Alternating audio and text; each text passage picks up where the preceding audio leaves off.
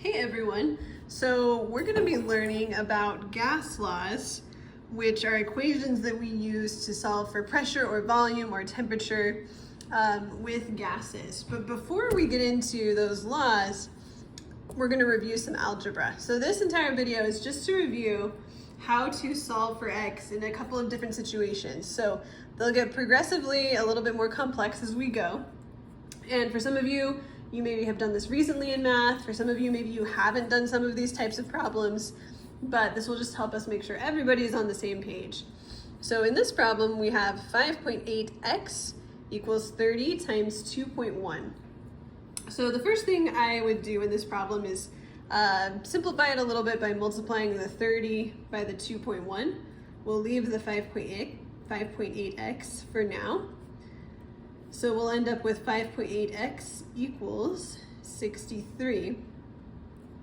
And then we need to remember that our goal is to solve for x, so we want to get x by itself. So we want to get rid of that 5.8, and the way to do that is to divide both sides by 5.8. So if we divide this side by 5.8, 5.8 divided by 5.8 is just 1. So that crosses out, and then we have 63, divided by 5.8. And when you type that in on your calculator, 63 divided by 5.8 will give you 10.86. So that is a very simple algebra problem. Let's move on to one where we've got fractions involved. So just like we did in the last problem, I'm going to simplify this by multiplying these two numbers together. So let's just leave 7x over 35, and then 58 times 2 is 116. That's still over 19.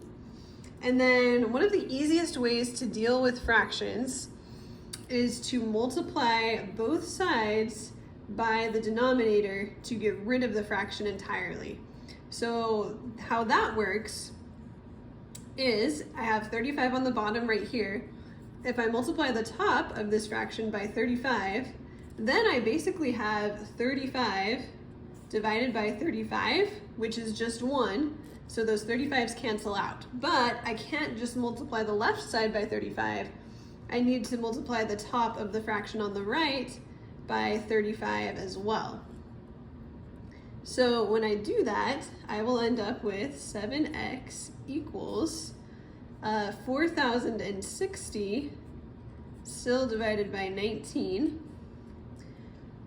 So then I would multiply both sides by 19. So if I multiply the top of this fraction by 19, those cancel out.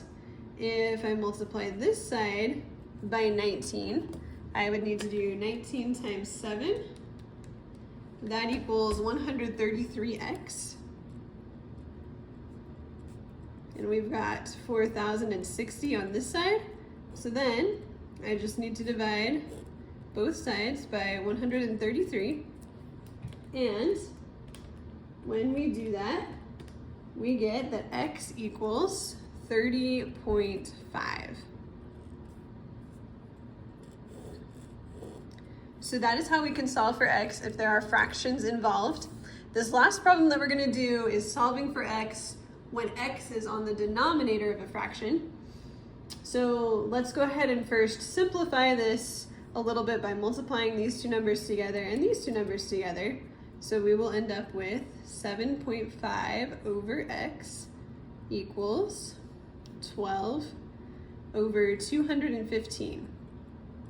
So we need to get the x out of the denominator in order to solve for x. So let's multiply both sides by x, the top of both fractions. So if we do x divided by x, those x's will cross out, but we need to multiply this side by x as well.